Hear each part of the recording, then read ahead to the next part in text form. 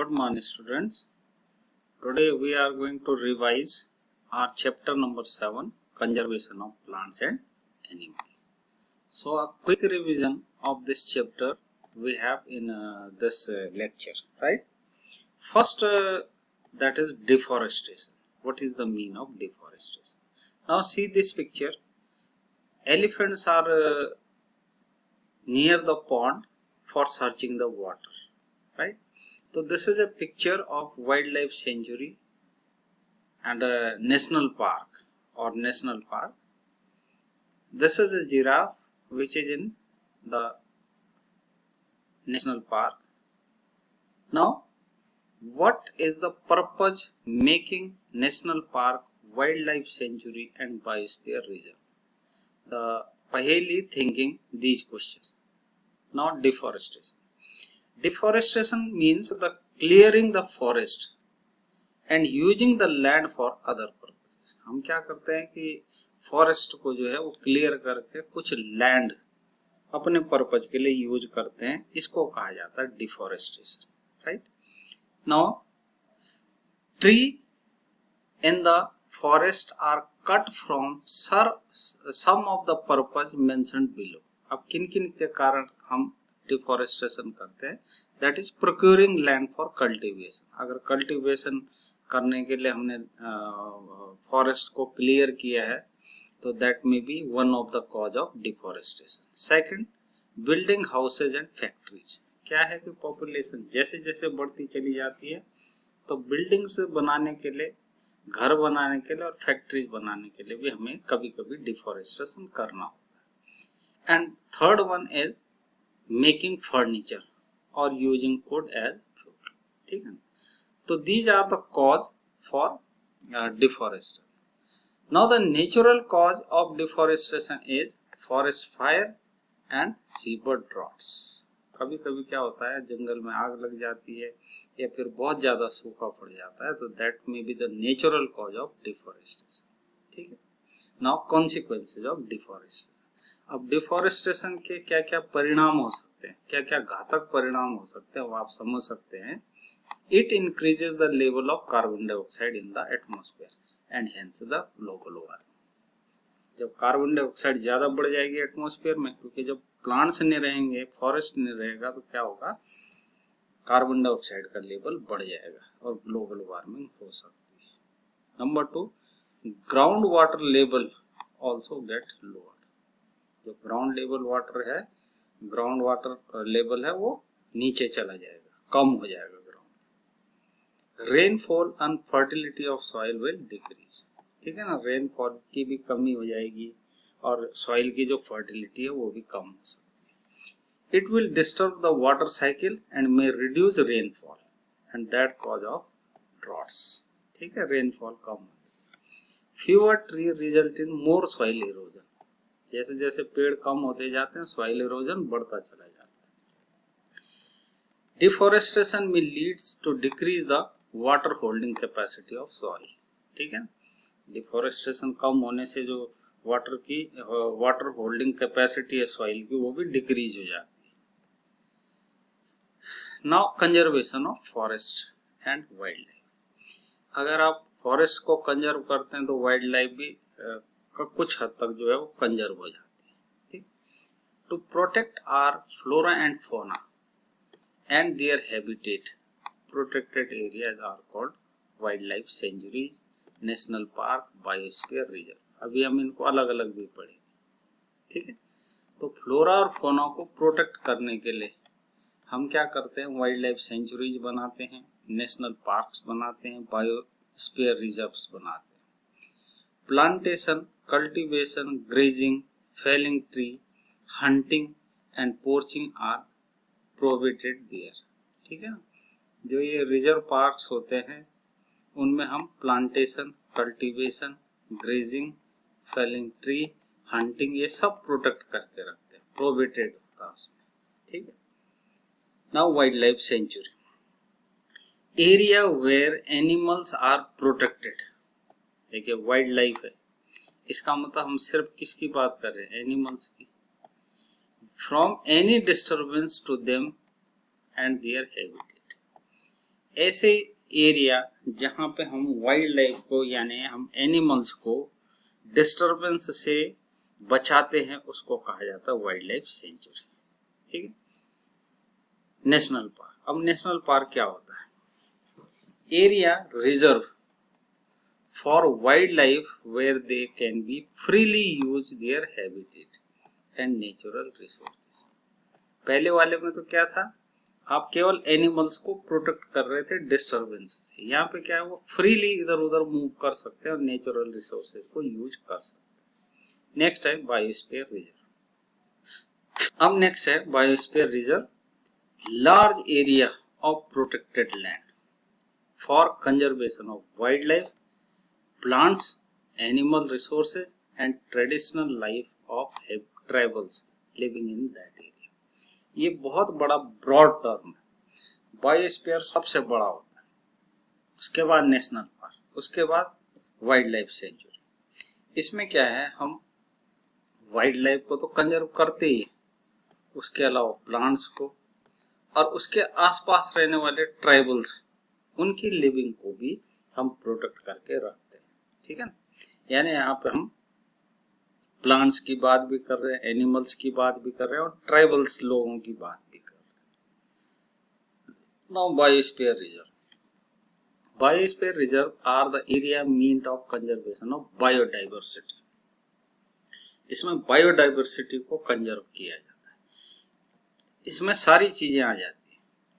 Biodiversity is the variety of plants, animals, microorganisms generally found in an area। ये सारे चीजें जो है ये बायोस्फीयर रिजर्व के अंदर आती है।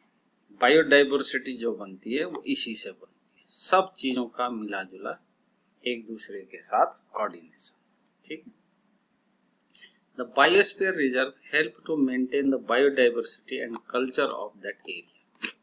बायोडाइवर्सिटी को मेंटेन करता है और उस एरिया के कल्चर को भी मेंटेन करता है। बायोस्फीयर रिजर्व में also contain other protected area in it. ठीक। अब आप ये देख रहे हैं कई सारे बायोस्फीयर रिजर्व है। जो सबसे पहले हम अब देख रहे हैं वह है नीलगिरी बायोस्फीयर रिजर्व। ये 2000 में बनाया गया था। ठीक। और अगर हम उत्तराखंड की बात करें तो नंदा देवी बायोस्फीयर रिजर्व, ये 2004 में बनाया गया था। ठीक। Now flora and fauna. The plants and animal found in particular area termed as flora and fauna. Flora का मतलब हो गया प्लांट से, ठीक है। अब फौना का मतलब हो गया एनिमल से। तो फ्लोरा और फौना जो है वो प्लांट और एनिमल को कहा जाता है उस पर्टिकुलर एरिया के।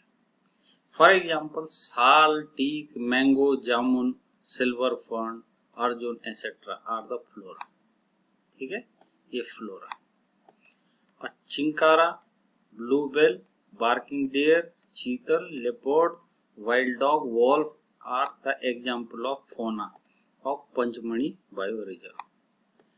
पर्टिकुलर एरिया के जो एनिमल्स होते हैं उन्हें कहा जाता है फौना और पर्टिकुलर एरिया के जो प्लांट्स होते हैं उन्हें कहा जाता है फ्लोरा। ठीक है। नाउ एंडेमिक स्पीसीज, बहुत इंपॉर्टेंट टर्म है endemic species. Are those species of plants and animal which are found exclusively in the particular area। ठीक।